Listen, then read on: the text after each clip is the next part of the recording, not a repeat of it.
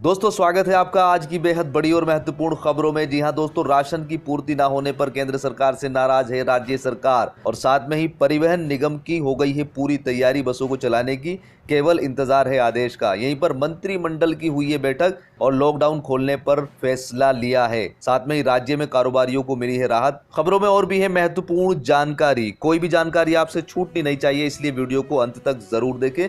और जी हाँ दोस्तों, यहाँ पर इस चैनल पर आपको बिल्कुल ट्रू और ऑथेंटिक न्यूज मिलती है। अगर आपने अभी तक भी चैनल को सब्सक्राइब नहीं किया है तो सब्सक्राइब कर लीजिएगा। जो नीचे आपको लाल रंग का सब्सक्राइब बटन दिख रहा है उसे आप दबाकर सफेद बना दीजिएगा और साथ में दोस्तों उसके बराबर में घंटी भी आपको दिख रही होगी, उसको भी दबा दीजिएगा। इससे क्या होगा कि अगर कोई भी सरकार आदेश पारित करती है वो सबसे पहले आपके पास पहुंच जाएगा। दोस्तों यहाँ पर सबसे पहली खबर निकल कर आ रही है उत्तर प्रदेश से। जी हाँ दोस्तों, मुख्यमंत्री योगी आदित्यनाथ ने यहाँ पर किसानों को दी है राहत। मुख्यमंत्री योगी आदित्यनाथ ने पश्चिमी उत्तर प्रदेश व अन्य क्षेत्रों में रविवार को हुई बेमौसम बारिश से प्रभावित किसानों की फसलों के नुकसान का आकलन कराकर सहायता उपलब्ध कराने के निर्देश दे दिए हैं। उन्होंने बिजली गिरने से जान गंवाने वाले परिजनों को 4-4 लाख रुपए की मदद देने का भी ऐलान किया है। प्रदेश के कई क्षेत्रों में रविवार को बारिश हुई है। मुख्यमंत्री ने जिलाधिकारियों को निर्देशित किया है कि कृषि विभाग के साथ मिलकर फसलों के नुकसान का आकलन किया जाए और किसानों को तत्काल सहायता उपलब्ध कराई जाए और साथ में ही बिजली गिरने के कारण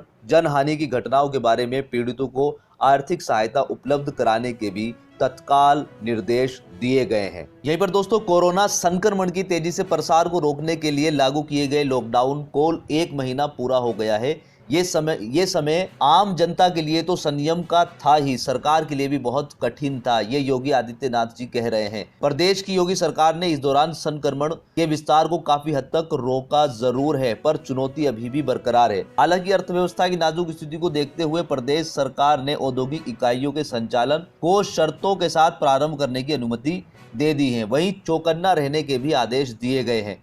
शनिवार को अपने सरकारी आवास पर मुख्यमंत्री योगी आदित्यनाथ ने अफसरों को निर्देश दिया है कि जहां भी संक्रमण की आशंका हो वहां उद्योगों को चलाने की अनुमति बिल्कुल ना दी जानी चाहिए। प्रदेश में कोरोना के मरीजों की संख्या अब तक 1820 पहुंच गई है, जिसमें से करीब 27 लोगों की मौत हो चुकी है। यहीं पर दोस्तों अगली खबर निकल कर आ रही है उत्तराखंड से। जी हाँ दोस्तों, उत्तराखंड सरकार ने लॉकडाउन में जो राहत दी थी उसको वापस ले लिया है। जी हाँ दोस्तों, उत्तराखंड सरकार ने प्रदेश के सुरक्षित 9 जिलों में दी गई राहत वापस ले ली है। अब प्रदेश में पर्वतीय और शहरी क्षेत्रों में पूर्व की भांति सुबह 7 बजे से दोपहर 1 बजे तक ही दुकानें खुली रहेंगी। रविवार को मुख्यमंत्री त्रिवेंद्र सिंह रावत की अध्यक्षता में हुई अधिकारियों की बैठक में यह निर्णय लिया गया है। अब प्रदेश में केंद्र सरकार की ओर से जारी दिशा निर्देशों के अनुसार ही दुकानों को खोलने की अनुमति दी जाएगी। मुख्यमंत्री त्रिवेंद्र सिंह रावत ने रविवार को अधिकारियों के साथ बैठक पर प्रदेश में कोरोना संक्रमण की स्थिति की समीक्षा की। शनिवार को सरकार ने कोरोना मुक्त जिलों में राहत देते हुए दुकानों को सुबह 7 बजे से 6 बजे खोलने की अनुमति दे दी थी, जिसको अब वापस ले लिया है। यहीं पर दोस्तों अगली खबर निकल कर आ रही है पंजाब से। पंजाब में लॉकडाउन में ढील देने का फैसला 30 अप्रैल को बुलाई राज्य मंत्रिमंडल की बैठक में लिया जाएगा। इसके साथ ही केंद्रीय गृह मंत्रालय द्वारा पूरे देश में लॉकडाउन खोलने को लेकर शनिवार को जारी किए गए आदेशों पर भी मंत्रिमंडल की बैठक में ही फैसला लिया जाएगा। तब तक पंजाब में गृह मंत्रालय के आदेश का लागू नहीं हो पाएंगे। मंत्रिमंडल की बैठक से पहले 29 अप्रैल को मुख्यमंत्री कैप्टन अमरिंदर सिंह सभी विधायकों के साथ वीडियो कॉन्फ्रेंसिंग करेंगे। यह जानकारी मुख्यमंत्री के मीडिया सलाहकार रवीन ठुकराल ने ट्वीट करके दी है। इस बीच पंजाब को लॉकडाउन से बाहर निकालने की रणनीति बनाने के लिए गठित 20 सदस्यीय कमेटी ने शनिवार को मुख्यमंत्री के साथ विभिन्न मुद्दों पर विचार विमर्श किया है, लेकिन अपनी रिपोर्ट 3 दिन बाद सौंपने की बात कही है। दोस्तों यहाँ पर अगली खबर निकल कर आ रही है चेन्नई से।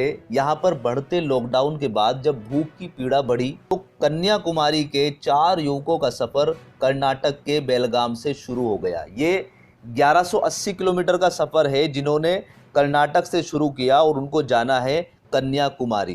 कहते हैं संघर्ष को सफलता मिलती है जब वे सेलम पहुंचे और जिला पुलिस को उनके इस सफर के बारे में पता चला तो उनको पैतृक स्थान पर पहुंचाने की व्यवस्था की गई। कोरोना संक्रमण की वजह से देश भर में 3 मई तक लॉकडाउन है। कई राज्य दूसरे राज्यों के मजदूर और कर्मचारी वहां पर फंसे हुए हैं, उनको निकालने का काम कर रही है। वे किसी तरह भी कोई भी जद्दोजहद करके अपने घर पर जाना चाहते हैं। यहाँ पर कुछ लोगों का कहना है कि वे काम की वजह से दूसरे राज्य में आए थे, अब जब काम ही नहीं है तो हम इस राज्य में रहकर अभी क्या करें, हमें अपने घर पर भेज दिया जाए। साथ में ही उनका कहना है कि हम यहाँ पर भी रह के ठीक रह सकते हैं, खुश रह सकते हैं, लेकिन यहाँ पर रहकर हमें राशन की व्यवस्था नहीं है, हमारे पास पैसे नहीं है। तो यहाँ पर इस मुद्दे को सरकार को संज्ञान लेना चाहिए, चाहे वो कोई भी राज्य की सरकार हो, कि उसमें अगर दूसरे राज्य के लोग रह रहे हैं तो उनके राशन की पूरी व्यवस्था होनी चाहिए। और इसका अनुमान जो है हम अपने कमेंट बॉक्स से भी लगा सकते हैं। यहाँ पर इतनी सारी कमेंट है लोगों की कि वो इतने परेशान हैं कि उनके पास खाने के लिए कुछ नहीं है, राशन नहीं है। कुछ लोगों का कहना है कि सरकार की तरफ से राशन मुहैया हो रहा है, लेकिन उसमें केवल गेहूं मिल रहे हैं, केवल चावल मिल रहे हैं।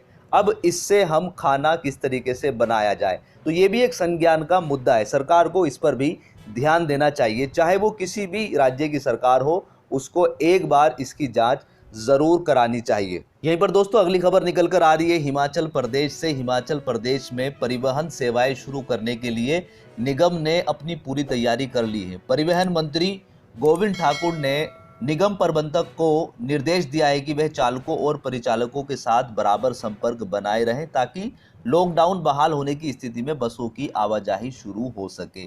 कोरोना वायरस के चलते चालक और परिचालक अभी घर में हैं।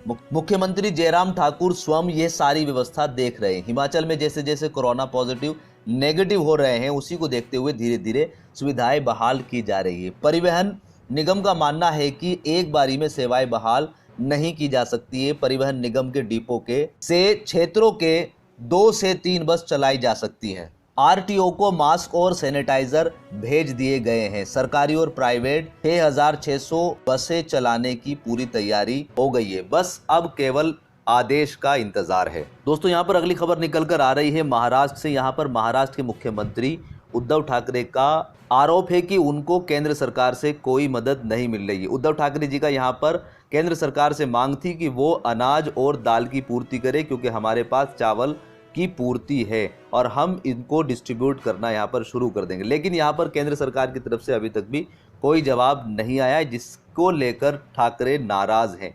पिछले महीने वित्त मंत्री निर्मला सीतारमण ने कोविड-19 महामारी से निपटने के लिए 1.75 लाख करोड़ रुपए के पैकेज की घोषणा की थी